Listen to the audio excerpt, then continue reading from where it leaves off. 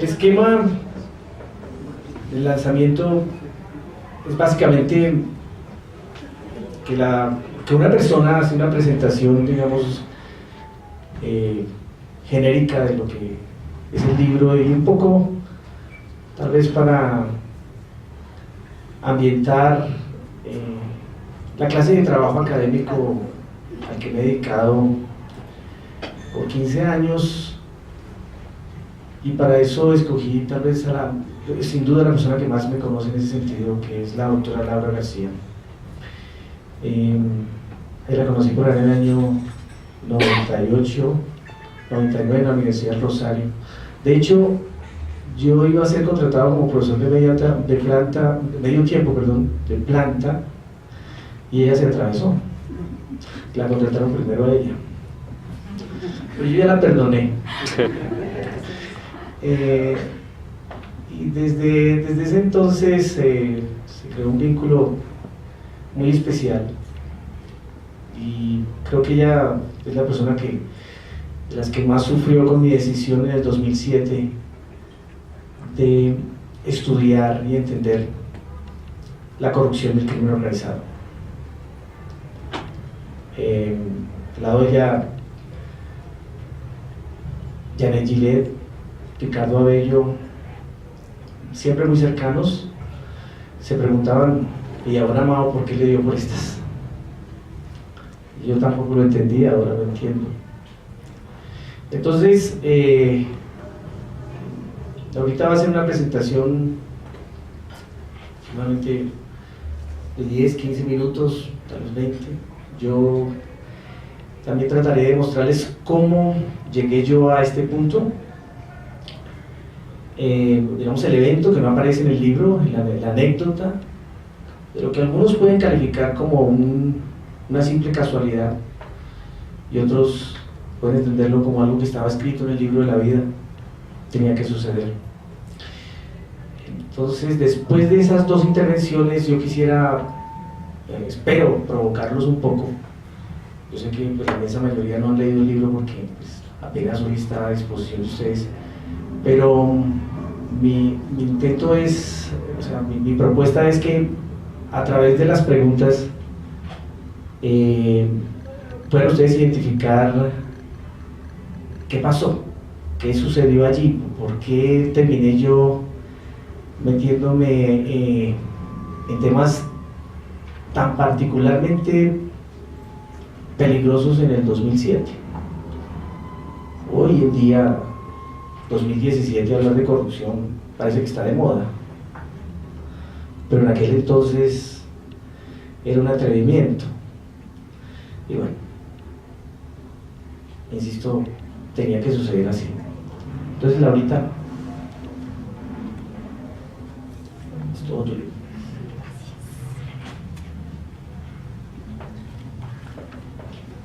Buenas tardes, muchas gracias al autor por su generosa presentación. Son sin duda sentimientos recíprocos que espero además se vean reflejados también en estas palabras que con gran irresponsabilidad por parte del autor me fueron concedidas. Reitero entonces las buenas noches para Mauricio, para los familiares, los colegas y amigos que hoy acompañan este evento.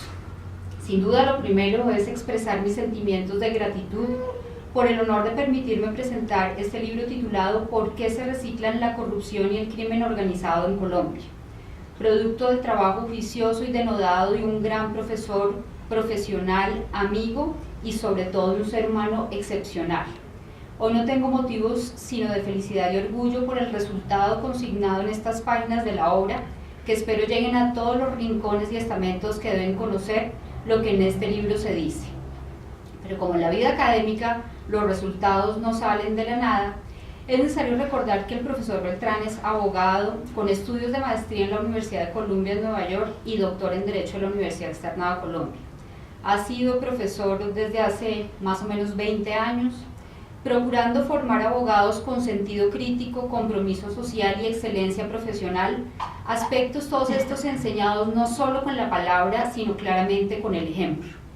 Por esta razón, para quienes conocemos al autor, La calidad, el contenido, la profundidad y la importancia para el país e incluso para la región de la obra que hoy se presenta es una alegría, más no una sorpresa. Solo un académico como Mauricio tiene la valentía, la disciplina, la persistencia de involucrarse incluso a costa de su tranquilidad en un tema tan sensible como es el de la corrupción. Infortunadamente, el libro hoy como nunca tiene vigencia absoluta.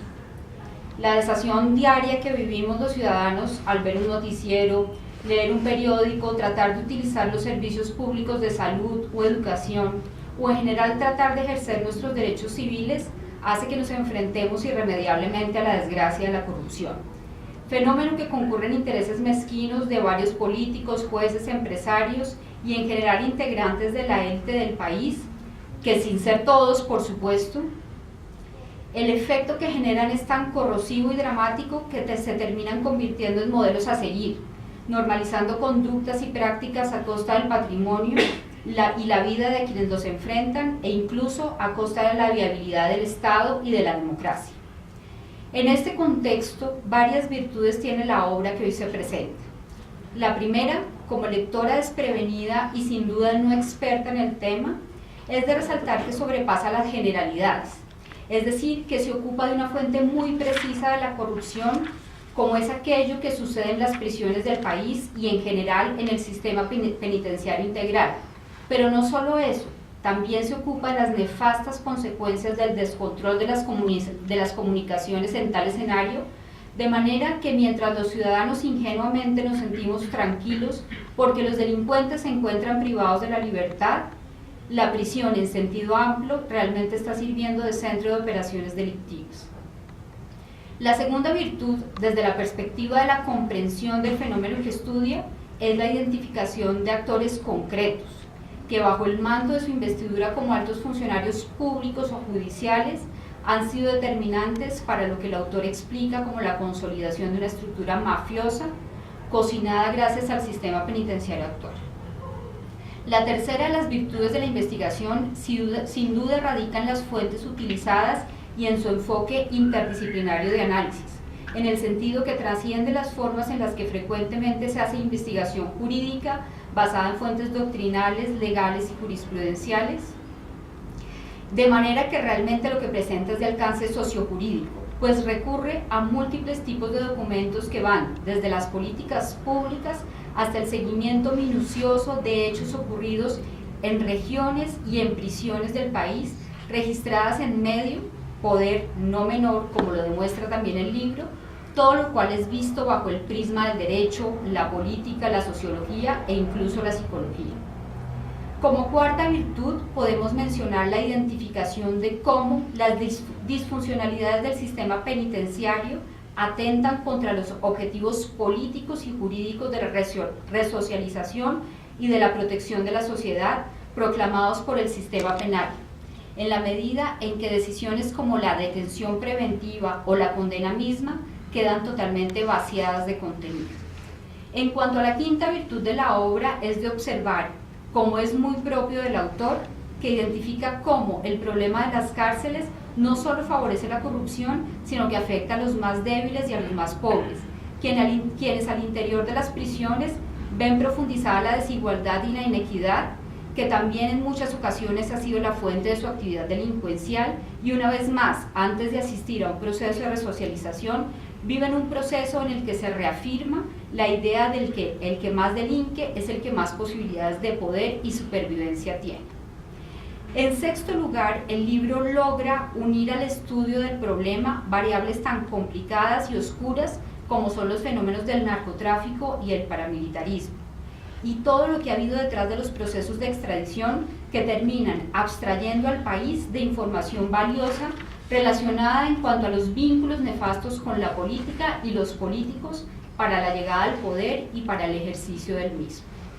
Finalmente, como virtud formal, pero no menor, el libro está escrito en un lenguaje comprensible, sencillo y de agradable lectura a pesar de la dureza del tema, lo que le aporta a la seriedad y profundidad del texto. Ahora bien, más allá de los aportes acabados de evidenciar de manera muy general, que seguramente no hacen justicia realmente al potencial y al alcance de la obra. Pretender resumir el contenido de un libro de más de 300 páginas sin ser experta en la materia sería más que atrevido. Por eso solo quiero expresar de manera muy simple la idea fuerza que me deja el libro. Y es que la anulación de los delincuentes al interior de las prisiones, entendida como la restricción y el control total de sus comunicaciones con el mundo exterior, es esencial para que las medidas de privación de la libertad cumplan sus objetivos y para evitar la reproducción del crimen y los abusos del poder al interior de los establecimientos penitenciarios. De tal manera que el contacto de los reclusos con el exterior se limite hasta lo que exija la protección de su dignidad y sus derechos fundamentales, lo cual pasa por supuesto por revisar el sistema de casa por cárcel, la forma de realizar traslados, las prisiones privilegiadas, etc. Si bien la limitación de las comunicaciones no parece hoy muy complicada gracias a los avances tecnológicos en materia de telefonía y al desarrollo satelital, utilizados en otros países como Estados Unidos, caso que estudia muy bien en el libro el profesor, esta relativa facilidad de adoptar medidas se ve obstaculizada en Colombia por la carencia de recursos, el descontrol de la población carcelaria y por los claros intereses mafiosos de varios actores políticos y judiciales para quien este escenario de operación les es funcional. Muy sinceramente me excuso con el autor si en esta conclusión he dejado elementos esenciales por fuera, pero que tal evidencia sea un motivo para invitar a todos los presentes a que adquieran la obra, la lean, la comenten y la difundan para la comprensión del problema que en él se estudia por parte de los ciudadanos y ojalá con la esperanza de que llegue a quienes tienen el poder de cambiar las cosas. En fin, las constataciones que se argumentan y prueban en el libro definitivamente nos demuestran que este país funciona a varias velocidades, rozando con la esquizofrenia, donde un grupo sin duda mayoritario, pero muchas veces en desventaja, se compromete con la justicia, el desarrollo humano y sostenible y la paz. Otro, minoritario pero arrasador, está dispuesto a hacer lo que sea por el poder y la riqueza. En todo caso, reitero, no hay que perder la esperanza y para ello solo con la cohesión social en torno a derechos, libertades, igualdad, nos permitirá vivir en un país decente. No puedo finalizar esta breve presentación sin reiterar mis sentimientos de gratitud con la vida por la amistad que he construido a lo largo de varios años con Mauricio y toda mi admiración por sus grandes calidades intelectuales, académicas y humanas, de las cuales he sido testigo privilegiado entre más de 18 años. Gracias.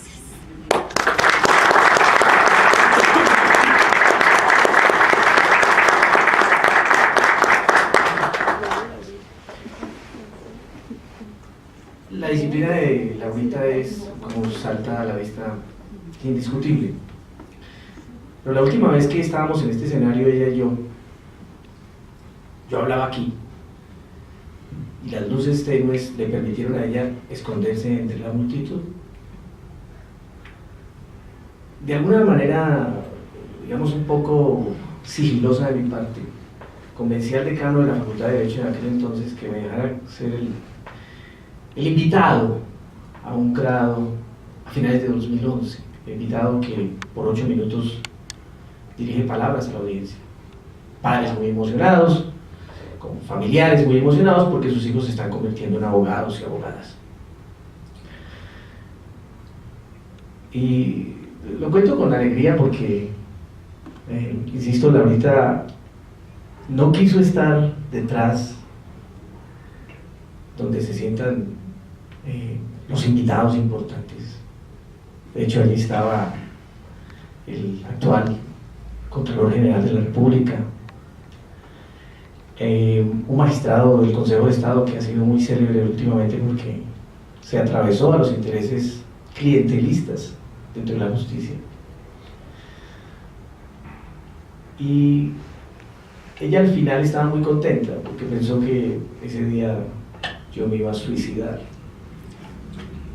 Ella me conoce, sabe que soy muy bocón, toda la vida fui bocón, he sido bocón. Mis estudiantes disfrutaban eso conmigo. Siempre traté de darles amor a mis estudiantes, nunca me sentí, digamos, dispuesto a pasar por encima de los estudiantes porque tenía el poder de la nota.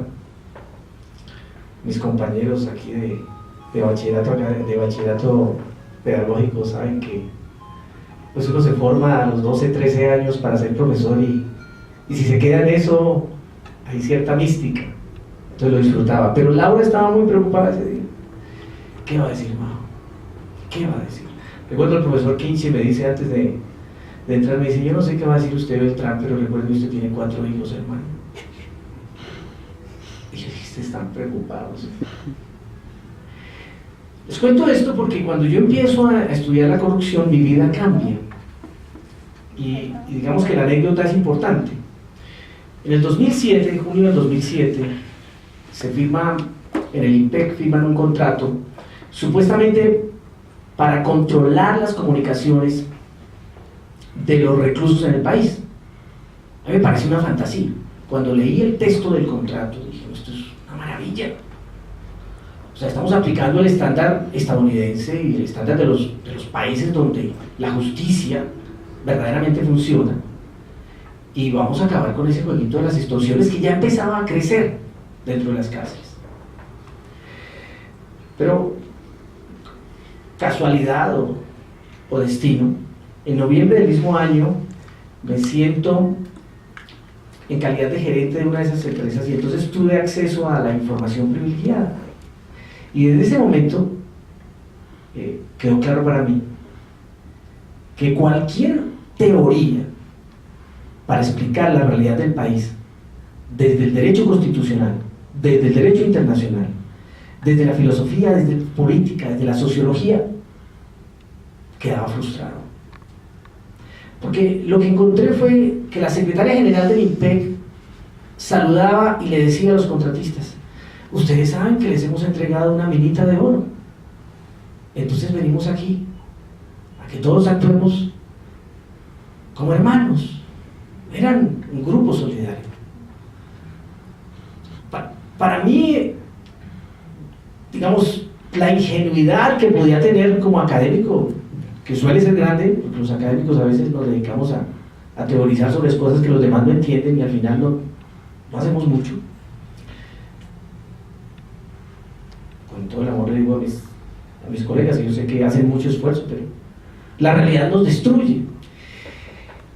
Esa reunión estaba pactada simple y llanamente para buscar un mecanismo que les permitiera eludir el pago del IVA del negocio de reventa de tarjetas prepago en las cárceles. Y supuestamente el contrato se había hecho para acabar con ese sistema, porque una tarjeta prepago se convierte en circulante, se convierte siempre en billete. Había una funcionaria allí de rango medio, tal vez, creo que pertenecía al departamento de contaduría, en un momento determinado sale la secretaria general y ella pregunta, luego, ¿esto no era para acabar con las tarjetas prepago? Entonces yo inmediatamente aproveché para decirle a la persona que estaba haciendo el acta, le dije, por favor diga que Mauricio Beltrán, gerente de esta empresa, está en desacuerdo con lo que aquí se está planteando y no va a ser parte de esto. Para mí era claro que esto era un concierto para delinquir. Pero aquí está lo impactante. Para ellos, yo era un absoluto imbécil. ¿Cómo es posible? Me miraban, no tenían que hablar. ¿Cómo es posible que usted se oponga si aquí todos nosotros nos vamos a tapar en plata? Y el IMPEC nos va a permitir que cada uno de nosotros fabrique una riqueza impresionante, sencillo. No tenemos sino que tomar las tarjetas de Telecom, echarlas a un carro, llevarlas a cada cárcel y decirle a los guardias, vendan eso. Y para ustedes hay una comisión, desde luego. Compran el minuto a 50, 70 pesos y lo vendían a 300, sin mover un solo dedo. No había que hacer instalaciones sofisticadas ni colocar antenas especiales, todo lo manejaba o lo maneja una plataforma de Telecom. Pero insisto, lo impactante para mí fue la mirada de estos hombres y mujeres diciéndome: ¿usted es estúpido? Por eso, digamos, lo primero que yo hago cuando decido escribir este libro es tratar de entender por qué los seres humanos, ante la posibilidad de hacer dinero, simplemente cambiamos el chip y nos volvemos pragmáticos y resolvemos los problemas fáciles. Por eso, ahorita les hablaba de que inclusive me involucré con la psicología y terminé involucrándome con la neurociencia para tratar de entender qué era lo que sucedía allí. Esto me llevó a una conclusión dramática que explica por qué Laurita estaba tan nerviosa en noviembre del 2011, que ya han pasado 4 años. Y es sentirme, primero, yo parte de todo esto. Sentirme que yo también, con mis faltas, así no parecieran tan graves, estaba validando la conducta de millones de colombianos. Muy pronto me di cuenta que aquello de que de las manzanas podridas es la peor de las falsedades. Aquí en este país no hay manzanas podridas, el canasto está podrido. Y cada manzana nueva, que son estos chiquitines nuestros hijos, nuestros familiares, estos chiquitines, que entran en el sistema educativo y después empiezan a buscar trabajo, y entonces van haciéndose partícipes. A eso le llamamos astucia indígena en Colombia. Y nos preciamos de eso. Y tenemos una habilidad gigantesca para hacerlo. Claro, me volví insoportable, me volví un tipo insoportable porque empecé a ver en mí mismo, insisto, todo esto, y empecé a verlo alrededor mío. Recuerdo, no sé si alguno de mis estudiantes los que están presentes lo recuerdan otra vez, pero yo empecé a estudiar, recuerdo que sí, el tema de por qué los seres humanos hacemos trampa, de acuerdo a los hallazgos de un profesor de Stanford, para descubrir lo fácil que nosotros podemos ceder ante la posibilidad de hacer trampa para obtener un beneficio, siempre y cuando tengamos posibilidades de salir ilesos, impunes. Les cuento todo esto porque, insisto, esa parte del libro que trato de ser muy discreto con eso, porque creo que se convirtió en el segundo libro. Es la que más problemas me produjo a la hora de obtener mi doctorado. El profesor me lo dijo: el resto está bien, pero esa partecita, porque en esa partecita tenemos que aceptar entonces, a través de la neurociencia, que esta sociedad vive en gran medida de la ilegalidad y la inmoralidad, y que cada uno de nosotros, de alguna medida, somos parte de eso. Entonces, claro, el resto para mí fue más sencillo, aunque me tomó 7 años. Fue más sencillo encontrar cómo el acto de corrupción de junio 21 del 2007 no era un negocio del director general del IMPEC, la secretaria general del IMPEC y sus amigos los contratistas, otro negocio, sino darme cuenta que estaba conectado y amparado por el ministerio, y después que llegaba hasta la presidencia. El enano se me convirtió en un monstruo que, insisto, cambiaría mi vida y la de mi familia. Pero ahora entiendo que tenía que ser así. El libro entonces desarrolla lo que yo llamaría la segunda parte, la captura mafiosa del Estado. Cómo las cárceles, como lo decía la doctora Laura, se han convertido en centros de planeación, en centros para crear maneras de no solamente mantener las actividades ilegales, sino expandirlas. Yo le decía a mi hermana Patti que por ahí hay un síndrome de los médicos que llaman el síndrome del paciente roto. Y es básicamente cuando el médico empieza a ver a sus pacientes como clientes. Y entonces está calculando los 20 minutos y le importa un pepino si la persona está sufriendo, si se le está destruyendo la familia por la enfermedad que tiene. Él simplemente o ella quiere cumplir con los 20 minutos y que el paciente se vaya y que llegue el siguiente hasta que por fin se termine su jornada. Eso nos lo confesaba un médico hace unos días, hace unas semanas a unos amigos, que él había llegado a ese punto y ya no me importa.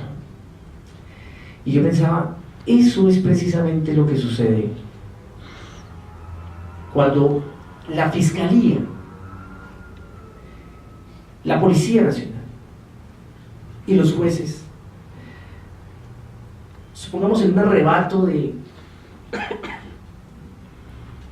moralidad, deciden que algo no debe quedar impune, o son presionados desde el Ejecutivo porque el hecho es tan grotesco que los medios, con sus reportes diarios, los obligan a que actúen. En ese contexto, pronto las cárceles se convierten en el mecanismo para burlar a todo el sistema. Fijémonos con este fiscal que se convierte en fiscal anticorrupción. Yo el libro de él lo supe en 2010, 2011, y el libro ya me pareció sospechoso. Primero porque el caballero no tenía ninguna tradición académica. Yo decía, pero ¿este de dónde salió? Afortunadamente nunca lo cité en el libro. Algo me dijo, esto está mal. Pero el señor hace 3 veces el lanzamiento del libro, y en los lanzamientos pagaba los tiquetes de los magistrados y estos doctores y doctoras muy importantes para que asistieran al lanzamiento. Sus clientes, políticos y criminales. Y sin embargo llega a ese punto, se convierte en el jefe anticorrupción del país. Aquí hay un detalle interesantísimo. El señor ya está detenido, está en la cárcel, y a través de un WhatsApp envía su carta pidiéndole perdón a sus colegas y tratando de crear alguna clase de justificación sobre sus hechos. Es decir, cualquier delincuente, especialmente, insisto, aquellos que articulan la gran corrupción en el país y los delincuentes profesionales, que cada vez son más, al minuto de entrar a una cárcel mantienen su actividad criminal y desde allí empiezan a manejar el proceso y al mismo tiempo a asegurarse que su emporio o su empresa criminal se mantenga.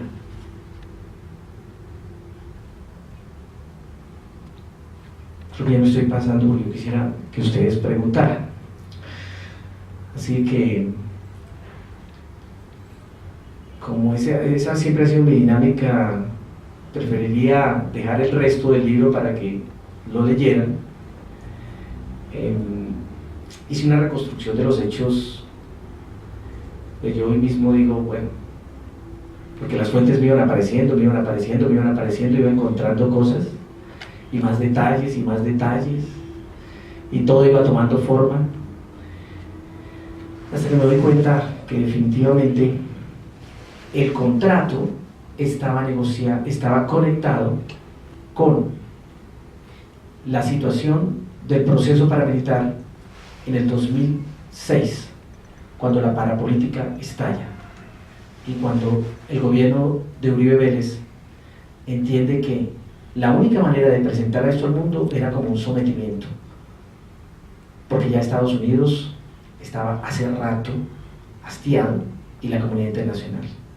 Y para presentar eso como sometimiento había que llevarlos a las cárceles, los convence, y ahí lo demuestro, los convence, no los obligó, los convence.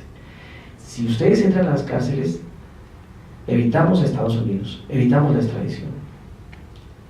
En ese instante es que el IMPEC se vuelve vital para la política de diálogos durante el gobierno de Álvaro Uribe Vélez. En ese momento es que desmontan una auténtica telefonía de control que existía en Itagüí, que es la primera cárcel a la que llegan, La Picota y Cómbita. Desmontan esa telefonía y colocan estos telefonitos sencillitos, administrados con tarjetas, que le permiten a quien habla por allí el anonimato perfecto. Por otro lado, Eduardo Morales, el exgeneral del ejército, director del IMPEC, se encargaría de convencer al país, y desde allí los siguientes directores del IMPEC, de que el problema de las extorsiones, que si ustedes miran desde el 2008 vienen disparándose en el país, es por los celulares. Y con esa historia nos siguen convenciendo los colombianos, cuando en realidad el gobierno les entregó la mejor manera para delinquir sin ser descubiertos. ¿Preguntas?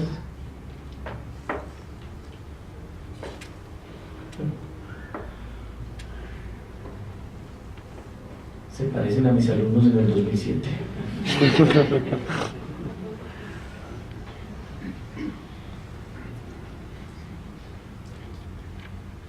Perdón, Mauricio, en este Dale, libro Mauricio. hay un punto que me llamó la atención cuando lo estoy leyendo, no lo leí completo, pero sí me interesó. ¿Hay alguna vinculación cuando usted habla de la parte de los cócteles que le ofrecían a Pablo Escobar, que era agaseado y era homenajeado por toda la clase política? Hay una relación directa de Luis Carlos Galán con Pablo Escobar, y hay un momento clave, que ese sí lo debe conocer usted, en el que Luis Carlos Galán se aparta de él, netamente por cuestionamientos políticos, pero no por que existiera desafinidad en los intereses. Que tanto, o sea, la situación es clara, Luis Carlos Galán pertenecía a la mafia. Sí, bueno, digamos que yo no entro en esa clase de análisis. Lo que sí hago, Nelson, es tratar de mostrar cómo cuando el narcotráfico toma fuerza en Colombia, o sea, mediados de los años 70, eso no se nos puede olvidar. Somos los colombianos los que desplazamos a los chilenos y a los cubanos, que eran los dueños del mercado. Y los vamos desplazando no solamente por esa capacidad impresionante que tienen los colombianos de hacer negocios y de ser anfitriones, porque si algo tengo claro, en este momento el mercado chino lo abrimos los colombianos, no fueron los mexicanos. Hace 3 años un kilo de cocaína en China valía $150.000, hoy está a 100.000. Y hay una ciudad, Guangzhou, que se calcula tiene 2.000 colombianos, todos ilegales, y están dedicados al narcotráfico, la prostitución y otro negocio muy colombiano, el gota a gota. Entonces, lo que sí hago en ese momento cuando hablo de Luis Carlos Galán es mostrar y probar que los 5 líderes políticos que a finales de los años 70 dijeron no podemos transar con el narcotráfico, esto es grave, todos terminaron asesinados, exceptuando Enrique Parejo, que por cosas de Dios, porque fueron 3 tiros en la cara, no murió. Pero los otros líderes, los que estaban al lado del narcotráfico, los que se hicieron al lado del narcotráfico, Samper, Uribe, gran parte de la clase política costeña. Ahí están. Ahí están. Siguen siendo opción de poder. Ese es, digamos que, llegué allí porque Lara Bonilla para mí sigue siendo un símbolo. Hay una anécdota que no está en el libro, me parece dramática. Lara Bonilla, a las 8 de la mañana del día que lo asesinan, ese noviembre de 1900, eso es marzo de 1984, un periodista le llama al teléfono del carro, eran pocos, claro, al ministro, y le dice: ¿cómo está? Dice: no, yo estoy muy mal, me siento que me van a matar en cualquier momento. Bueno, los americanos están tratando de protegerme, pero... Y él dice: yo lo llamo en la noche, y dice: sí, si no contesto, estoy muerto. Y yo pensaba, Dios mío, ¿cómo es esto de estar uno a las 8 de la mañana todo el día pensando en que lo van a matar? Lo dramático para mí además era que este hombre descubre que al destrozar, o más bien al afectar Tranquilandia, no se había hecho enemigo solamente de Pablo Escobar, González Rodríguez Gacha, los Ochoa, sino que los enemigos los tenía en todas partes. Como le dijo María Jimena Dosal en una entrevista, es que hay mucha gente disgustada con esto, gente que está en la legalidad. Nosotros estábamos para 1984 inundando, a menos de 10 años de haber tomado el negocio, estábamos inundando los Estados Unidos. Y esa es otra conclusión. ¿Qué cuento aquel de que la lucha contra las drogas es un fracaso? Pero si eso es como, se lo decíamos amigos el otro día, eso es como cada vez que íbamos a jugar un partido de fútbol con Brasil hace 20 años o 30 años, que después del tercer gol uno decía: ay, no le eran más goles. ¿Quién iba a esa selección? ¿Quién eran los dueños de esa selección?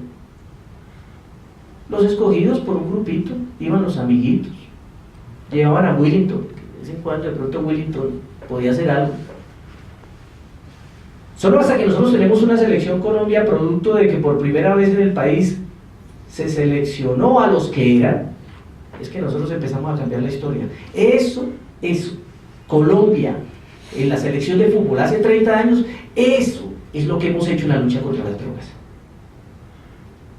Es lo que yo llamo en el libro disfuncionalidad, una mezcla de corrupción e ineficiencia brutal.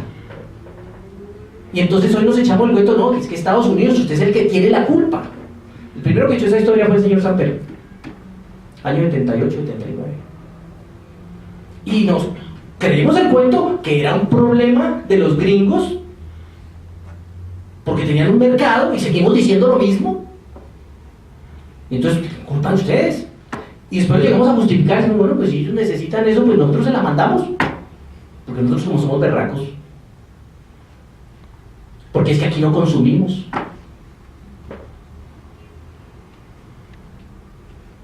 Es que estos días estaba yo en el Minuto de Dios, el domingo, y se asoma a un parque. Pues la gente allí consumiendo a las 2, 3 de la tarde, jóvenes, adultos. Esta escena que me parece la llevo grabada aquí en mi mente. Y es de una muchachita de unos 17, 18 años que se sienta en algún parquecito de Fontimón. Yo estaba allí trotando y enciende un cigarrillo de marihuana y se lo fuma con una profunda tristeza. La niña no estaba gozando de eso y se va. Y a los 2 o 3 días otra vez vuelve. Después de esa otra escena de 6 de la tarde, un viernes, un poco de niños, muchachos, ya adolescentes, y otros pequeñitos jugando allí en unos columpios, y de pronto empieza el olor a marihuana por todas partes. Y yo digo: muchachos, estos voy a esperar por lo menos que estos pequeñitos se vayan para la casa. Y aquí hay un grupito de 5 o 6 niñas, todas bien puesticas, como dirían las abuelas. Todas muy eleganticas, muy bonitas, 13, 14 años, 15 años. Pues descubriría que serían ellas las que estaban fumando.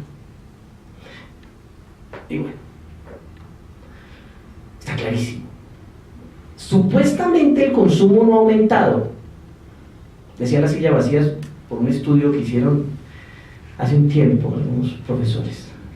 El estudio está basado en que yo le pregunto a los adolescentes si están fumando marihuana o están usando otra droga. ¿Y qué van a contestar? ¿Quién va a contestar que sí? Nadie. Entonces dicen, no, es que el consumo no ha aumentado. Sí, el consumo ha aumentado y Colombia es responsable. Yo sé que esto me va a causar muchos problemas, más de los que ya tengo. De lo que hoy vive México, Guatemala, El Salvador, Honduras, Nicaragua, el mismo Costa Rica, que hoy tiene 11.5 homicidios por cada 100.000 habitantes, después de 10 es pandemia, según el estándar internacional. Costa Rica, Panamá, Ecuador, nosotros, con esa historia de que la lucha contra las drogas es imposible, le hemos vendido el cuento a los demás y hoy tenemos inundado toda América Latina. Lo de Brasil, esto tengo que decirlo porque luego la parte final del libro. Brasil está viviendo en este momento el escenario al que nosotros nos dirigimos, y es desde las cárceles se crearon 3 grupos que colocan en jaque la policía cuando se les da la gana. En Río de Janeiro hace unos 4 o 5 días aterrizaron miles de soldados porque ya la policía no puede controlar. Son cientos los policías que están siendo asesinados. Por eso yo planteo que en América Latina se está viviendo un conflicto mafioso, y eso para los profesores de internacional es inédito, porque supuestamente debemos ser un conflicto civil. Nosotros estamos metidos en un conflicto mafioso. Un datico: las AUC se organizan en abril de 1997, días después que el gobierno Samper propone en el Congreso restablecer la extradición. Inmediatamente se organizaron los capos y dijeron, no, nosotros somos un grupo político, estamos dedicados aquí a luchar contra las guerrillas. En menos de 48 horas organizaron las AUC. Y otro dato que me gusta darlo, porque alguien preguntaba que si yo era de izquierda. Yo he tenido ese problema siempre. La ahorita lo sabe. Cuando recién llegué al país, me hicieron una entrevista para un cargo muy importante en una ONG. Un señor casi me pega, porque no quise admitir que era desde la presidencia que se ordenaban las masacres durante el gobierno de Pastrana. Pues yo dije, no, esas teorías conspirativas yo no las compro. Y este hombre quería pegarme en la entrevista. Salí catalogado de esa ONG como un fascista. Y mis colegas saben que en el Rosario se me catalogó de izquierdista. Bueno, yo después le decía a mis estudiantes, ¿por qué no más bien dicen que soy bisexual o una cosa para variar la cosa? Porque esto no va encajando. Urabá se pacifica, no porque un grupo contrainsurgente estuviera sacando a un grupo revolucionario.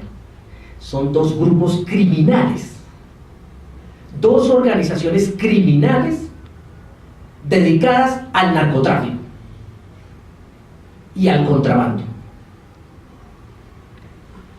No son más que eso. Y si eso me tomó mucho tiempo, porque me tuve que poner a examinar documentos que ya pasan un poco como desapercibidos. Pero yo quiero insistir en esto, ya que Nelson preguntó. Los pocos que se le han opuesto al narcotráfico y los pocos que han dicho que esta guerra hay que seguirla, terminan asesinados o desaparecidos política y socialmente. Porque ahora es de moda decir que la guerra fracasó y que entonces lo que tenemos que hacer es ir mirando a ver cómo legalizamos. Y los que somos padres ya sabemos lo que eso significa. A un muchacho le decía al papá, pero papá, si la marihuana no hace daño.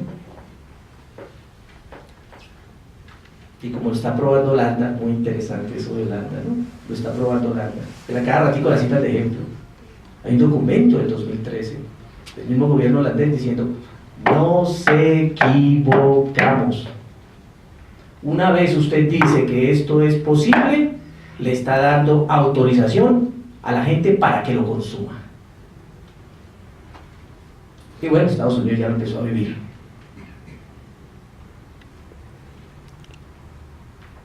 Los estados donde legalizaron se están llenando de más consumidores.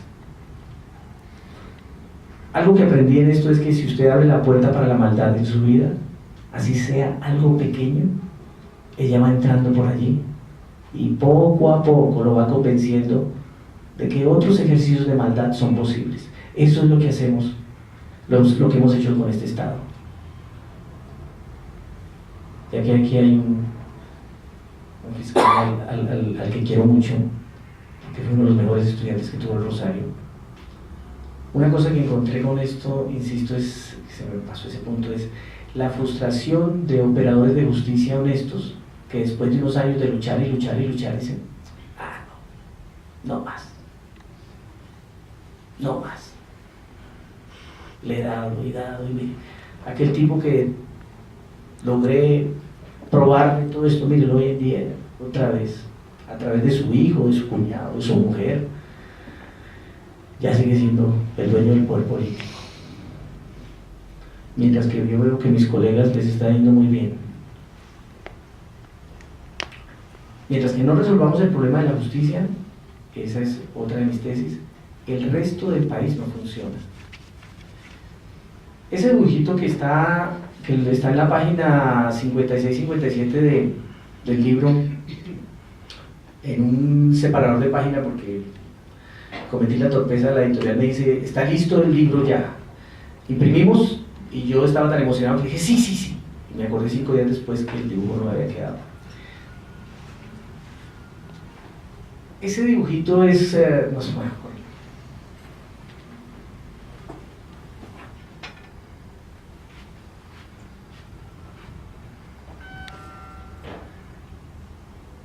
Aquí está lo que yo denomino el círculo de justicia criminal. ¿Qué es esta ruedita?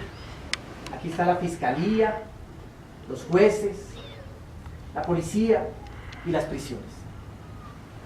Cuando esto opera eficientemente, se convierte en una rueda que aplasta cualquier ejercicio de ilegalidad. Pero si se escapa, yo coloco aquí el aire. Bueno, eso no lo hizo mi sobrino Juan Camilo, que tiene el don de la pintura. El caballo, que es la economía, debe arrastrar a las instituciones. Y vemos, la salud está colapsada. La educación, tenemos un drama de un enfrentamiento entre el sindicato y el gobierno, con una cantidad de deficiencias de lado y lado. Desempleo en Colombia, la informalidad. Esto para mí, digamos que fue una manera didáctica de mostrarle a mis estudiantes por qué se necesita que las cárceles actúen de manera sincronizada con la fiscalía, con los jueces y con la policía.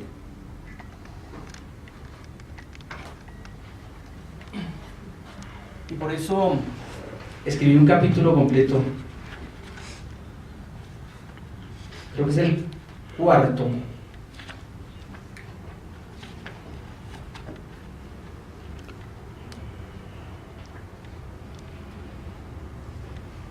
No, 7. Cómo desde un escritorio en Nueva York fue desmantelado el cartel del norte del Valle. El cartel del norte del Valle. Esta es una historia buenísima. Los norteamericanos llegan a 1995 y dicen: acabamos con el cartel de Medellín, acabamos con el cartel de Cali, porque para finales de 1995 el cartel de Cali había desaparecido. Y sin embargo, para el año 97 hay más droga en las calles de Estados Unidos. y aquí teníamos el mejor policía del mundo. Nos echamos ese cuento. Ahí encontré las fuentes, ¿no? La misma cierto sector de la DEA decía, no, aquí están metidos unos generales, que después sabríamos de ellos. Y aquí hay políticos. Esto no para, porque mientras estos individuos que están en el poder público y económico les den soporte a los narcos, esto se va a mantener. ¿Cuántos narcotraficantes? Casi 2.000 narcotraficantes se han ido en extradición. Y tengo que decirlo aquí también. Qué peligro se está volviendo ese discurso de que la extradición no sirve. Y eso veo expertos.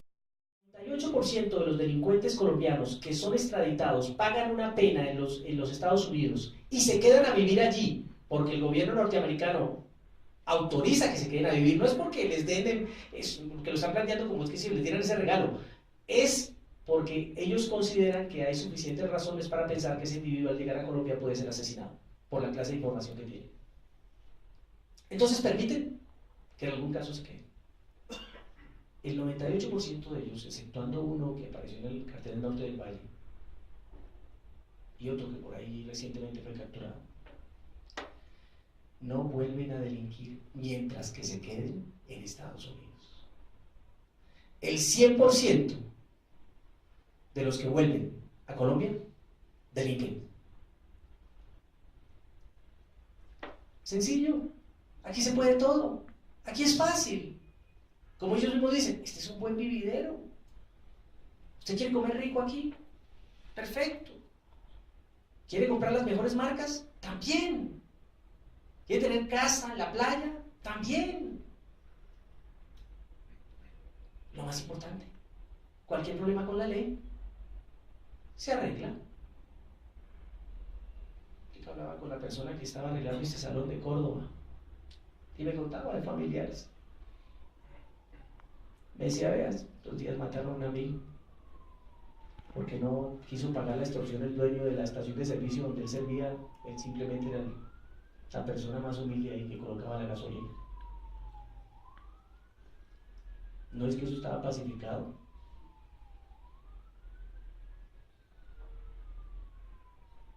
Ese es el drama que vive Colombia y va a seguir empeorando. Porque el microtráfico es un negocio gigantesco. El secretario de Seguridad del señor Peñalosa decía hace 2 días, estoy preocupado porque es que van a soltar estos individuos, varios de los dueños de los tales ganchos que suministran droga en Bogotá. Es que estamos hablando que calculan que son 30 toneladas de marihuana que se fuma Bogotá al mes, 30 toneladas solo de marihuana. ¿Se imaginan cuánta plata es eso? Y el secretario de Seguridad no ha captado que ellos ya están delinquiendo, que es precisamente por eso que se atomizó. Ya no están concentrados en el cartucho, eso ya desapareció, o el bronce. Ahora están, según los mismos datos oficiales, en 120 ollas en toda Bogotá. La disfuncionalidad, esa mezcla de corrupción y crimen organizado, esa mezcla de ineficiencia y corrupción en la justicia criminal, es producto básicamente de esa disfuncionalidad de las cárceles disparada desde junio 21 del 2007. El último dato, paro con eso.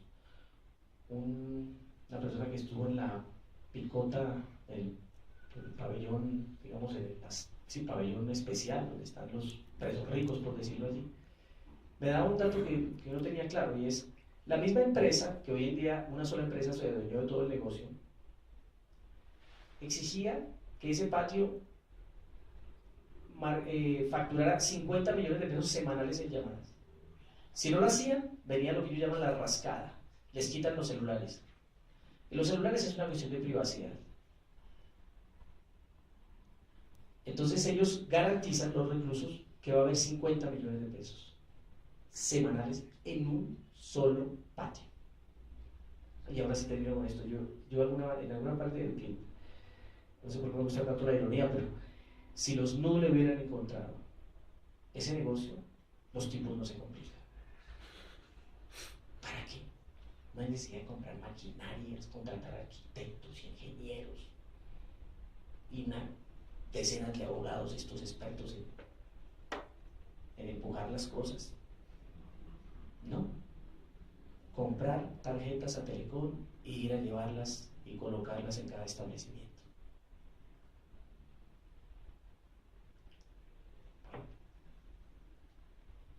No sé si ahora le preguntas.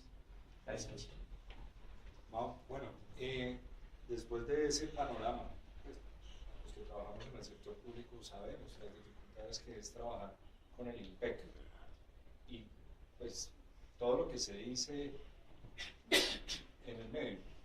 Pero, ¿cuál es la perspectiva, cuál es el horizonte, cuál es la propuesta? Escuchamos de Laura ya un adelanto en cuanto a cuál sería la propuesta, el tema de desconectar las cárceles, casi que esa es una. Pero, ¿qué más propuestas podemos tener en el libro? El horizonte hacia una Colombia mejor. Gracias. El doctor Boada trabaja con el Consejo Superior de Judicatura, ¿cierto? Estás todavía así. Entonces es profesor también del Rosario y bueno, sufre con todas estas cosas. Mira, yo lo planteo allí, es que el problema de las cárceles y de la justicia se resolvería si ese cochero, que es el presidente de la República, tomara unas medidas administrativas. No se necesitan plebiscitos, reformas constitucionales, tampoco se necesitan procesos de paz. Esto se resuelve con una decisión del presidente de la República que no la puede tomar porque está amarrado por una cantidad de intereses. Primero, porque el IMPEC pues es un organismo que presta muchos servicios y ahí lo muestro en cada elección parlamentaria, en cada elección presidencial. Ese es un botín, porque son muchísimos los directores, subdirectores, son muchísimos los puestos que se entregan allí, entonces los políticos están felices con eso. Y pues con 50 y ya casi creo que son 60 sindicatos. ¿Cómo? Nadie quiere meterse con eso. O sea, tal vez primero construir el túnel de la línea que acabar con el IMPEC. Todos saben, como lo muestro allí, que puede ser la institución más corrupta del país. Un director me decía algo que me marcó en el 2009, me decía, ¿sabe qué, doctor? Yo no sé qué son más peligrosos, si los reclusos o la guardia. Y ellos, los datos están ahí. Cada vez que a algún guardián le da por ponerse muy moralista, se puede morir. Los demás guardianes le dicen. Otro me decía esto, mire doctor, este negocio de la telefonía no se acaba porque es que es tan bueno que aquí todos comemos de eso. Es una máquina de hacer plata. Entonces, date cuenta, es una cosa que me dice, oiga, se podría resolver con un decreto la determinación del presidente, pero no se hace. Porque, un dato más, Pacho, por ahí mis colegas en el Rosario ya sabían que yo estaba escribiendo sobre cárceles y cuando estaba el ministro Vargas Lleras, el ministro de Justicia, entonces propusieron una reforma del Código Penitenciario. Y uno de estos hombres, digamos, uno de estos colegas me dijo que por qué no le pasaba todo lo que yo tenía sobre las cárceles. Buen intento. Entonces yo les dije, negociamos, les dije, vea, ¿sabe qué? Cuando vaya a redactar el código, yo les redacto el artículo sobre las comunicaciones. Redacté el artículo perfecto para anular por completo a los criminales, al estilo de Estados Unidos. Desde luego se entró al Congreso y cuando salió, pues salió otra cosa. Y hoy casi que hay que pedirle permiso a un recluso para permitirle o no permitirle una llamada. Mire, es que nosotros no estamos seguros si usted debería seguir llamando a esta persona porque es que esta persona estaba condenada por concierto para delinquir y está pagando una pena por secuestro entonces en la casa y entonces no creo que usted debería llamarla. No, bueno, yo tengo mi derecho a colocar una reposición y a pelear eso. Bueno, cuando les quitaron el internet privado a Santo Efimio Botero y sus amigos en La Picota, reclamaron Y si no estoy mal, usaron hasta la tutela, porque les han violado sus derechos fundamentales. Yo creo que ese capítulo 7 sobre Estados Unidos demuestra por qué. A mí me gusta decirlo. Una mamá, que era la fiscal, una señora sin armas, y un policía viejo, con una Smith Wesson 38 que creo que nunca dispararon en la vida. ¿Cómo esos dos individuos allí, sentados desde Nueva York, primero identifican el cartel del norte del Valle que había delinquido por más de una década y aquí pasaba desapercibido? No sabíamos que existía. Primero lo identifican, se dan cuenta que son los dueños del crimen organizado y que las AUC están con ellos, Carlos Castaño. Y segundo, desde allí lo desmantelan. Con cada individuo que iba cayendo poco a poco. Anulación inmediata y suministro de información. Una cosa adicional, porque la aprendí de mi hermano Julio, que trabajó un tiempo en el Departamento de Estado. Y algo que no queremos entender. Los norteamericanos, naturalmente, no confían en nosotros. La información no llega. Ahí tenemos un problema grave, gravísimo, es cierto. Ese es uno de los males de la extradición, ahí hay que reconocerlo.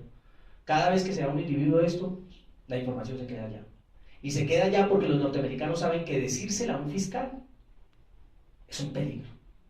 En el menor de los casos, la filtra a los medios, cuando nos va bien.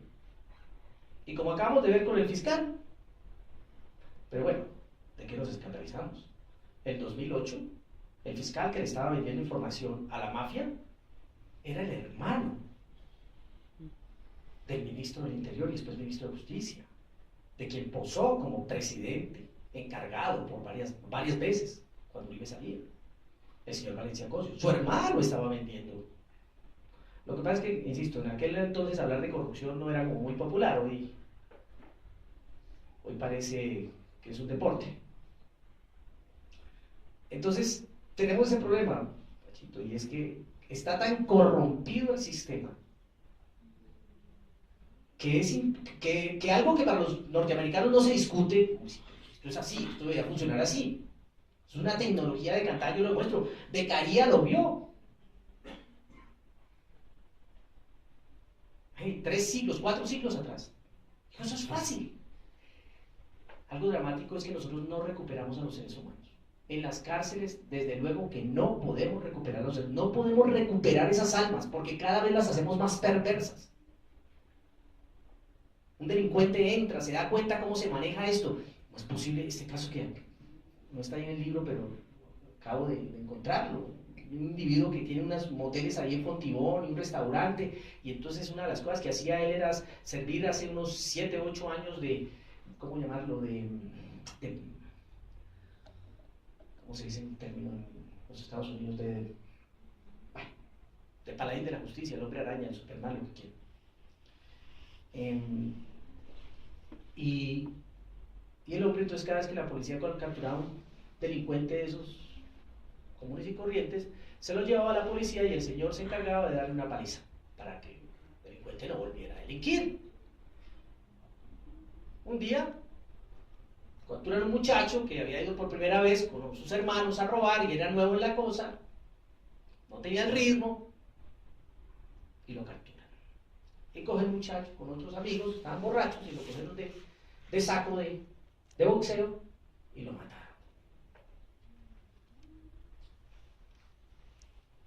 Bueno, según me contaba la persona, no lo pudieron sacar porque en esos días la conexión era un ex general del DAS, que también posó de paraíso de la justicia, y esa conexión les había dicho: no hay problema, mijo, que eso lo sacamos facilito. Y en esos días el ex general tiene su problemita y entonces no pudieron sacarlo y se quedó en la cárcel.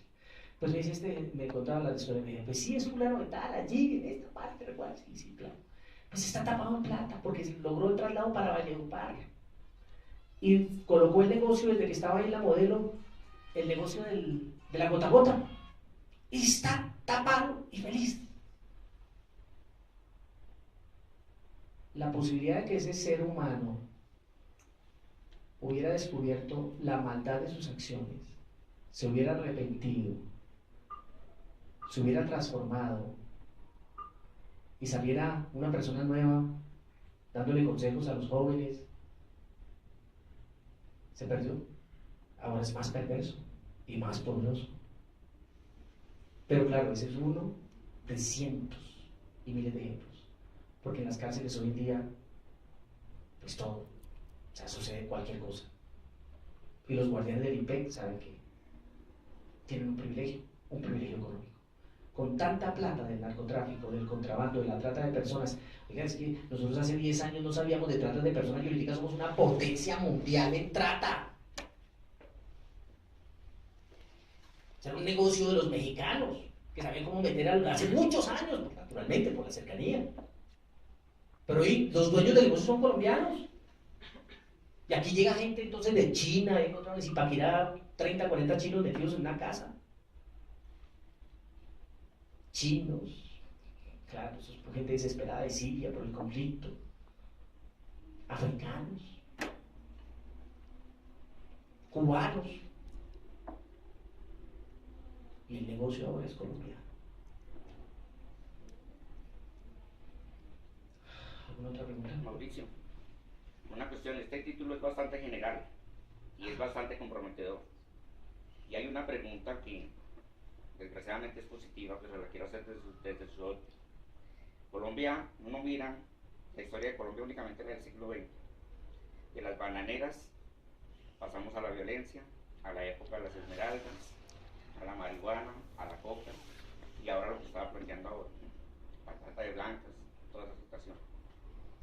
Un astrólogo, más puntualmente, Mauricio Puerta, creo, Sí. decía, Colombia es un país violento, y desgraciadamente esa es la historia de Colombia. Genéticamente, su conclusión, nos tenemos que asustar. No, bueno, porque es triste. sí, Los 80 es triste la situación, pero real. Sí. Bueno, digamos que no hay una conexión específica entre si nosotros somos una raza o una nacionalidad condicionada a la violencia. Lo que sí es cierto, y yo insisto mucho, es que los niños desde muy pequeños aprenden que la norma, la única norma que hay aquí es que la norma se puede violar. Eso lo aprenden los niños, es la astucia. Yo cuento eso, cuando me sorprendió estando en los Estados Unidos, una vez que, cuando estaba aprendiendo inglés, en un community college, o sea, una cosa barata, porque no, pues, quiero empezar así, llega un venezolano, un colombiano y un mexicano y se juntan. Y eso era el año 1991, yo estaba recién entrado ahí a los Estados Unidos, sí, 92. Y yo me quedé sorprendido de lo que esos dos tipos lograban. Primero, hacían morir de la risa a todo el mundo. El chiste que se le ocurría al uno, el otro lo ampliaba y lo hacía mejor. Coquetos profesionales. Claro, el colombiano le lleva una ventaja bailarín. Y el colombiano es particularmente cuidadoso con la manera de vestir. Pero yo pensé, el día que las dos organizaciones criminales se junten, van a inundar el mundo de droga. Y lo hicieron. Insisto, lo de China es dramático. La buena noticia de China es que tendrán que matarlos antes de convencerlos de la tal legalización. Porque Xi Jinping, el padre de China, el verdadero padre de China, les enseñó el principio sobre el cual llegarían al progreso. Los niños, nuestros niños, son sagrados. Entonces los chinos están haciendo, y esto es muy simpático porque se ve uno en las redadas allá y la cantidad de gringos, porque en Estados Unidos ya, pues para los gringos desafortunadamente es peor, no sé, es malo tal vez tomarse una Coca-Cola y no fumarse un cacho de marihuana. Entonces vemos esas redadas llenas de gringos y europeos. Porque, ¿cuál es el problema? Los chinos le están haciendo esa guerra y la van a seguir haciendo. Ya le han dicho a los Estados Unidos, a nosotros no nos van a echar esa historia de que esto se legaliza. Pero somos nosotros los colombianos los que metimos la cocaína con ayuda de los mexicanos. Entonces sí, son pueblos que desarrollan astucia, no inteligencia, astucia. Y termino definiendo astucia. Astucia es la capacidad para prever cómo el otro me puede hacer daño, evitarlo y yo hacerle daño. Y nosotros en eso Somos maestros. o sea, nosotros cogemos cualquier libro, año 30, año 40, cualquier libro y empezamos a darnos cuenta de la capacidad que tenemos, lo desarrollamos, porque lo hemos hecho generación tras generación, tras generación, tras generación. ¿Quieres preguntar algo? Tú has mencionado durante todo el tiempo sobre la manzana podrida y que no es la manzana realmente aquí en Colombia, sino toda la canasta. Y has venido desarrollando la idea. Mi primera, digamos, panorama o conocimiento de la corrupción, pues la vi contigo a través de conversaciones que tuvimos a principio de que yo empecé mi carrera. Entonces, ya hoy en día yo estoy en el mercado laboral y tú hablabas también de los hijos de ustedes. Yo me pregunto cómo el panorama es muy crudo. A manera personal, he notado esa corrupción en lo poco que he vivido y en algunos de mis compañeros.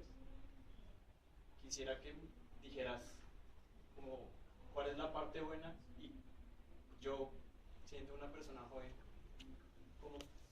como, ¿qué podría hacer? Mira, al estudiar la corrupción, insisto, si uno la estudia con ahínco, uno tiene que avergonzarse. Y ahí empieza uno a ser mejor persona.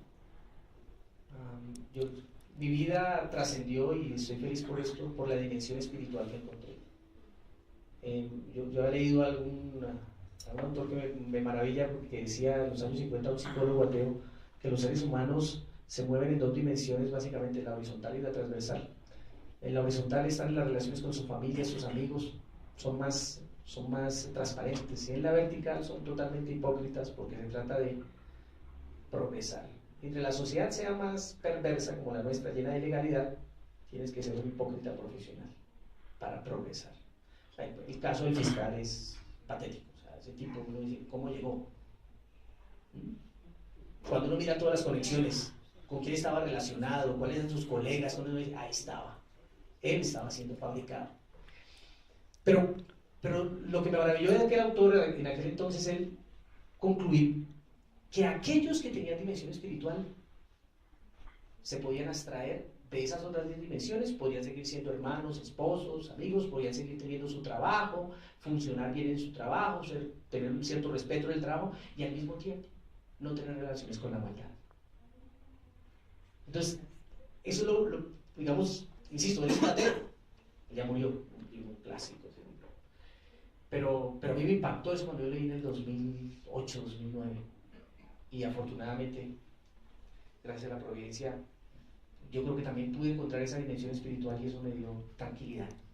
Porque sí, hay momentos que con este tema uno pierde la esperanza, se frustra, a veces manda para el carajo todo.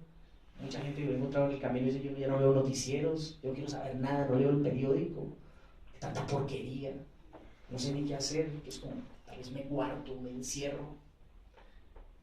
Pero yo encontré, insisto, en esa dimensión la posibilidad de saber que sí, que hay esperanza y que podemos hacerlo. Y de hecho encontré la esperanza en algo concreto que nos está pasando, pero antes quisiera darle la palabra a Iván, no sé si alcanzas a hablar de ahí o te paso el micrófono. No, está bien, gracias Mauricio.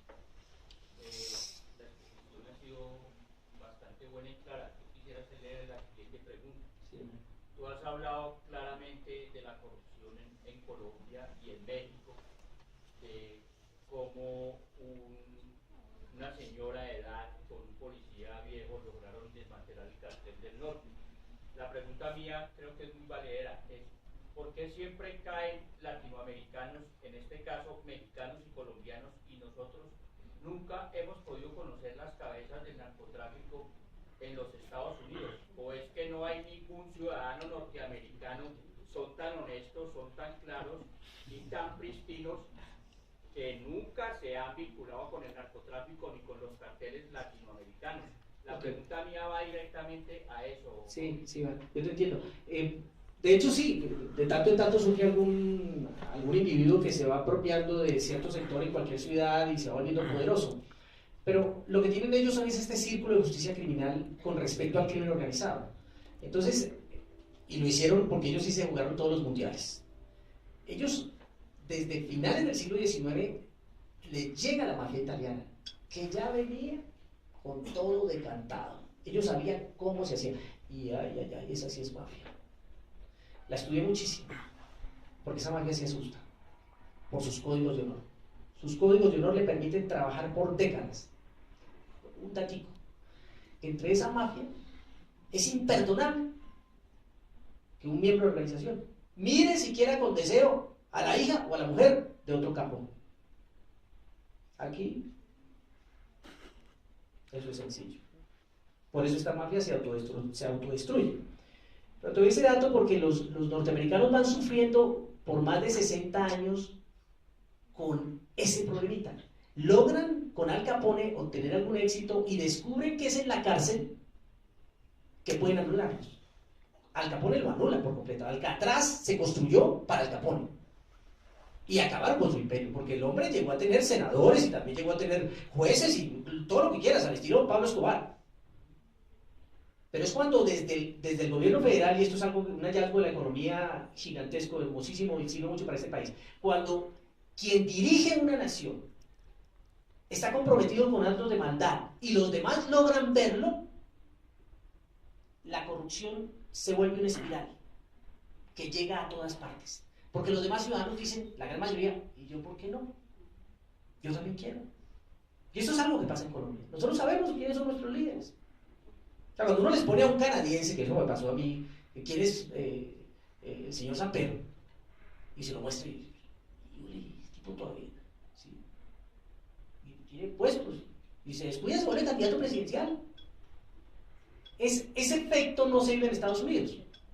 Y termino con un ejemplo muy personal, porque me maravilla. Es que alguna vez yo tengo mis hermanos mellizos, mi hermano Julio y mi hermano Richard. Son mentes preciosas, son mis hermanos muy brillantes. Pero por circunstancias de la vida, mi madre se va con Richard para los Estados Unidos y se separan muy jóvenes. Y mi hermano vuelve como a los 15, 16 años por primera vez. Por ponerlo en términos coloquiales muy colombianos, vino agringado. Entonces yo me los llevo a mis dos hermanitos y voy por eso la cosa del fútbol que me servía para pagar la universidad, me voy a entrenar un martes, un jueves. En aquel entonces era ahí en Salitre, puras canchas. Y yo voy con ellos en el bus y de pronto llega Richard y me dice, oiga, me digo, Mau, es que, con su mal español, porque ya lo hablo casi perdido, dice, es que Julio le está tirando unas cosas a las personas y yo no quiero. Pues mi hermano, vea, claro, todos lo conocen, es un hombre muy brillante, ¿no? Muy colombiano. Estaba tirando con cauchitos de cáscara naranja y pegándole a la gente. Uno podría decir hasta indefenso, porque no era un niño, no alcanzaba a lesionar a nadie con eso, pero se estaba divirtiendo y seguramente disparándole en la cola a alguno que estuviera mal parqueado, en fin. Y él estaba muerto de la risa. ¿Y a quién le parece eso raro, Colombia? Es, si quieren, una mamadera de gallo. Pero el otro colombiano, de la misma sangre y si quiere con los mismos genes, esa vaina no le parecía bien. Porque estaba siendo criado en una sociedad donde violar la ley es inaceptable, es inmoral. Pero igual, violar la ley en este país, como me pasó a mí en el imperio, es como, ¿usted es idiota? Pero mire la violada de la ley lo que le va a traer. Entonces sí, allí surgen de vez en cuando y los aplastan. El problema para los gringos es encontrar que aquí un individuo delinque por 2, 3 décadas y como el cartel del Norte del Valle, no nos habíamos dado cuenta. O sea, ellos no sabían, no conocían a Rasguño, no conocían a Varela, que era un asesino ex policía, a Don Diego, otro asesino terrible, los mellizos. No sabían los gringos. Y aquí, claro que todos los conocían, pues esa clase política, especialmente del Valle del Cauca. Ahí tenemos una que todavía funciona de gobernadora. Y ahí están. Los otros en las cárceles son muertos, y ellos activos. Y bueno, Willy, ya te doy la palabra. Sobre lo que tú hablas del libro y de antemano la última exposición es algo que vi en los últimos 3 días, es cómo realmente lo que tú afirmas funciona. No sé si alguno ha escuchado o ha visto lo que pasa con el Chapo Guzmán en ese momento y cómo la está pasando en la cárcel de Estados Unidos donde está. Para contextualizarlos un poco, tiene 1 hora de sol a la semana, no tiene ningún tipo de interacción con otra persona, de comunicación verbal. La comida se la pasan por debajo de la puerta. Ya está entrando por estos meses en proceso de alucinación al no tener ningún tipo de contacto con seres humanos. Tiene prohibido el salir al patio con los demás reclusos y la hora de radio es solo 10 minutos controlados por ellos mismos. Es decir, frente a la posición que tú estás exponiendo dentro del libro, es de total certeza de que la resocialización o el cambio para dejar de delinquir en el país radica en tener una muy buena cárcel bajo una disciplina totalmente estricta, determinando que la maldad, la única forma de tener aversión a la maldad o de entender que realmente la acción que se hizo está mal, está en tener a la persona bajo un control estricto y unas medidas estrictas donde él mismo determine dentro de su ser que lo que hizo estuvo mal. Gracias por tu planteamiento, Willy. Yo quiero advertir algo. La justicia norteamericana tiene un problema y es que es una justicia concentrada en la represión, en el castigo. Y por eso no le dan esperanza al delincuente y allí tiene una falla gigantesca. Un verdadero sistema penitenciario le da eso, esperanza al individuo. No son penas largas. O sea, si uno ve los países, digamos, que tienen mejores estándares de vida, los nórdicos, Singapur y Hong Kong, que me fascinan, especialmente Singapur, son penas relativamente cortas. Singapur, que es casi cero corrupción, es el país más pulcro del mundo, la pena máxima de corrupción son 7 años. Yo no diría, pero 7 años, que se pudra. No, cuando el sistema funciona bien, le da la posibilidad al individuo de que cambie su vida, sin necesidad de llegar al extremo de los norteamericanos que tienen más de 25.000 personas en el solitario y que naturalmente nos están convirtiendo pues, en loquitos. El sistema norteamericano se tiene que autorreformar y ya hay estudios muy serios, afortunadamente ya se les hace, digamos, escucha a los académicos y están en ese proceso, reformar el sistema para brindar esperanza, para que la persona vea la luz y al ver la luz diga, por eso funciona, y Willy, gracias, por eso funciona también con los colombianos, porque el colombiano dice no es una pena de 4 años, 5 años, pero 4 años anulado es muy duro, es muy duro. Y gracias además, me recuerdas, aquí nuestros narcos adoptaron ahora la política de hacerse condenar aquí. Lo primero que hacen las autodefensas del proceso es decir, no es traición, no señores, no es traición. Lo primero que hacen las FARC en la negociación con Santos es, no es traición. Ellos sí saben a lo que se enfrentan.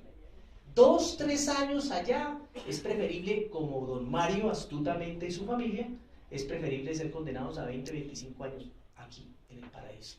Porque en esos 25 años seguirán comiendo bien, pasándola bien, seguirán visitando sus múltiples mujeres y administrando su negocio. En 3 años allá, la vida para ellos se acaba. Insisto, el capítulo 7 creo que prueba eso. Buenas noches. Buenas noches. Mauricio, mi nombre es Daniel Espíritu. Del 2012 al 2013 para acá ha habido un aumento significativo en los cultivos ilícitos. Esto lo nombro de acuerdo a la Oficina de Naciones Unidas contra la Droga y el Delito. Muestra un aumento significativo en Colombia. Ahorita terminando un proceso con uno de las organizaciones delictivas o criminales, como usted las nombraba, y uno que viene en proceso como el ELN. Su escenario más probable en cuanto a las drogas ilícitas en Colombia, ¿quién va a coger ese corredor? ¿Quién va a tomar esas drogas? ¿Quién la va a haber un aumento? ¿Va a haber una disminución? Para usted personalmente, ¿qué va a pasar? Se va a mantener la tendencia porque es que, insisto, no queremos reconocer, Brasil es un mercado gigantesco y están consumiendo lo que nosotros llamamos bazuco, lo están consumiendo masivamente. ¿Sí? O sea, basta, hay un portal que se llama Inside Crime, yo no sé si lo conocen, pero cuando uno lo lee, hecho desde los Estados Unidos, ahí se da cuenta uno de lo que están llegando ya los brasileños. Entonces se está volviendo, es una epidemia. Entonces Brasil produce muchísimo consumo, Argentina también. Consumo se está disparando en toda América Latina. Entonces se va a mantener, porque los colombianos, insisto, mantenemos ese negocio y lo tenemos por generaciones. El negocio se va a mantener porque hoy el mercado no es Estados Unidos. Y claro, China es un sueño para cualquier pastor protestante y para un narco. No hay pastor protestante que no sueñe con abrir una iglesia en China. Y los narcos son felices, por eso las mulas, y a eso también con las mulas, nosotros, no, que esa gente pobre, que no tienen oportunidades. Lo que yo encontré en China hablando con ellos es que más de uno ha dado vueltas, hacen 2 y 3 vuelticas al año. Y aquí los ponemos como víctimas, sí, bueno, víctimas sí, en la cierta medida, porque pues ellos ven que los de arriba están en la fiesta, porque ellos también, no, bueno, en ese sentido sí serían víctimas. Pero son individuos que hoy se pueden ganar 10, 12, 15 mil dólares en un viaje y de pronto más. Y dicen, bueno, yo con eso vivo 3, 4 meses y otra vez. Entonces, el mercado se va a mantener, insisto, el mercado interno va a seguir, porque los niños hoy están consumiendo marihuana. Esta otra escena de ver 2 niñas drogadas, una tratando de besar a la otra de 12, 13 años, y yo decía, bueno, ¿esto de qué será? ¿Esto de qué se trata? Pensaba yo, de relaciones homosexuales, y entonces, si es que una niña de 12, 13 años tiene noción de eso. Y de pronto la niña que iba a dar el beso a la otra se acerca como ya, y la niña se trastorna y vomita un poco. Y ahí es que me doy cuenta que está drogada. Entonces empecé a ver esto. ¿Qué es eso? Niñas de 12, 13 años en un miércoles cualquiera, jueves. Vamos a seguir consumiendo y cada vez se consume más. Porque el efecto, es decir, la carga peyorativa sobre la marihuana se acabó. Para mi generación, aquello de fumar marihuana era, uy, unos tipos malos. Hoy en día, no pasa nada. Eres parte de ello. Entonces, va a aumentar, va a seguir aumentando y va creciendo. Insisto, porque es que tenemos una capacidad gigantesca para seguir reproduciendo esto. Las cárceles se nos están llenando cada vez de más gente que se pone de acuerdo. Todos los días se están poniendo de acuerdo. Las bandas por eso cada vez son más difíciles de enfrentar. Y el gobierno y la policía, pues les queda bonito decir, cayó la banda de no sé quién, desmantelado el gobierno. No se desmantelan, entran y siguen operando a través de la comunicación. Parece como de sentido común, pero eso es lo que va a seguir sucediendo. Y ya me quedan 10 minutos, 2 preguntas cortas aquí. Dale. Pues Mauricio, buenas noches. ¿Cómo no te veía la cara bien? Sí. Para mí el entorno y el ámbito académico pues es uno de los sectores de mayor credibilidad y respeto en el país. Pero pues de acuerdo a tanta exposición que he venido haciendo de la corrupción, me surge una gran inquietud y me da terror la respuesta que vaya a dar a lo que le voy a preguntar. En un país donde sabemos que la corrupción ha permeado todas las instituciones del país, donde vemos que la corrupción ha llegado a todos los niveles, en un país donde vemos que el derecho penalista es el derecho más prestante que ve uno a través de la televisión, porque pues ellos son los que a través de su labor muchas veces sacan impune a los bandidos, y esto de una forma magistral.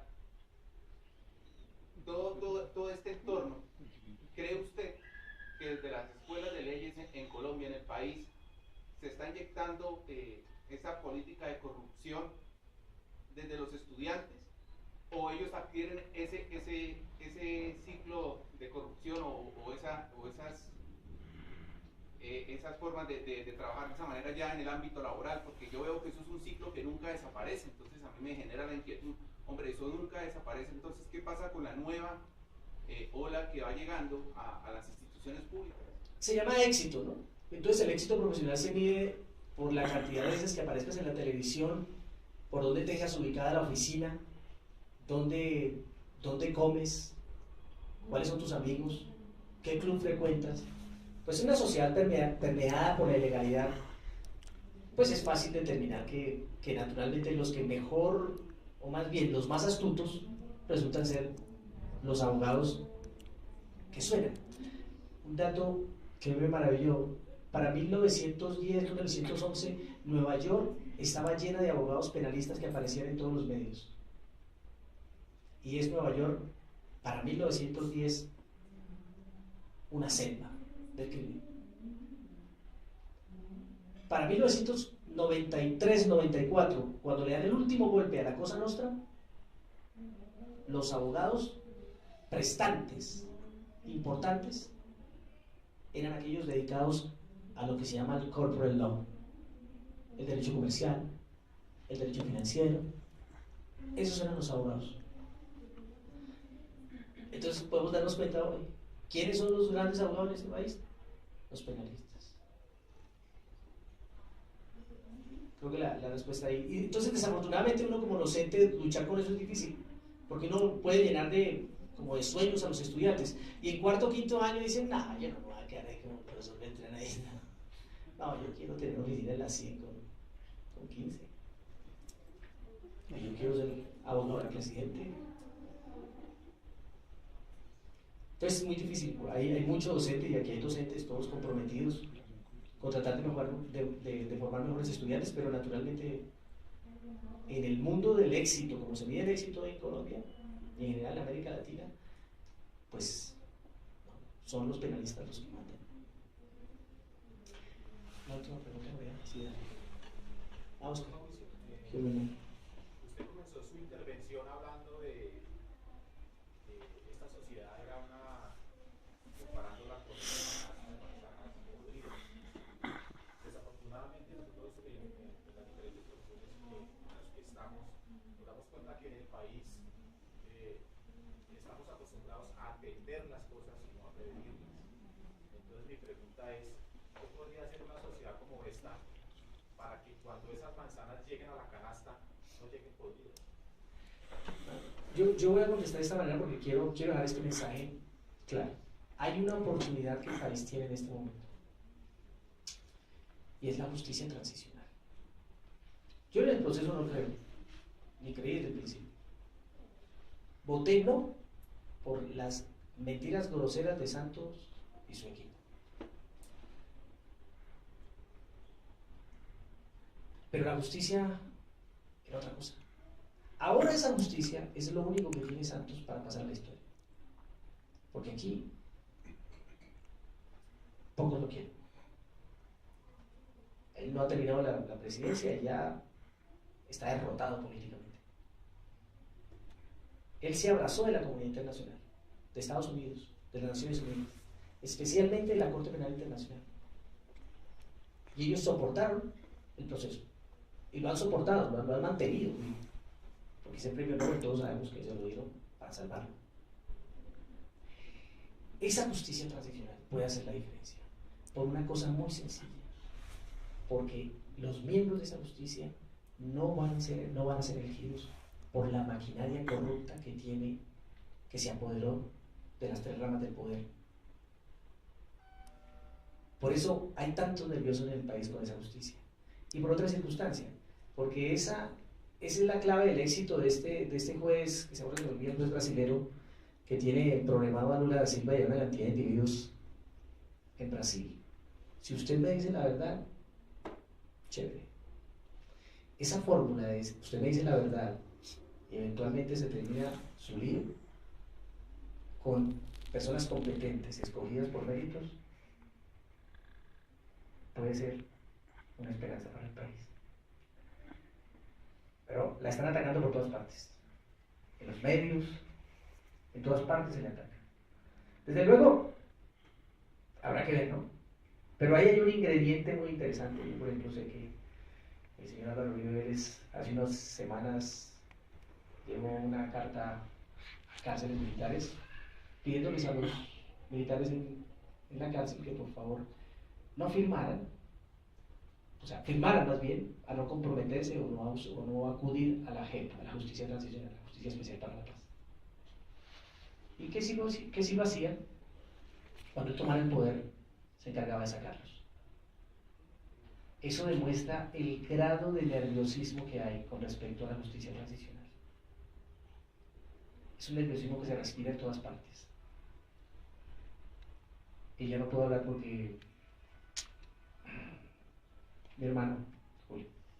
Una última pregunta. Yo estoy preocupado, Mauricio. ¿Cuánto vale el libro y dónde lo puedo conseguir? Se fue brillante. Bueno, el libro vale 45.000 pesos, ahí hay unas copias, pero bueno, Echado, después de esto lo va a promocionar en Colombia. Echado es una editorial portuguesa. Yo estaba muy preocupado antes de que el libro saliera porque yo sabía que este libro me podía causar más problemas. Y ahora pues es de la editorial, tiene por 3 años los derechos exclusivos. Entonces las librerías que Echado va a contratar son la Nacional, la Panamericana, la Lerner,